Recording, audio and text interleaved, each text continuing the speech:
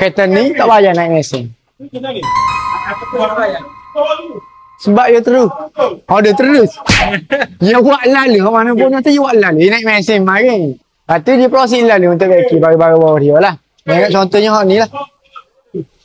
Lawak baru je kanan. Lepas tu tulang anjing dia ada bunyi. Lepas tu tak sabar repair. Tayar 2 butir. Tayar repair baru. Nak tengok tayar asal dia. Mari.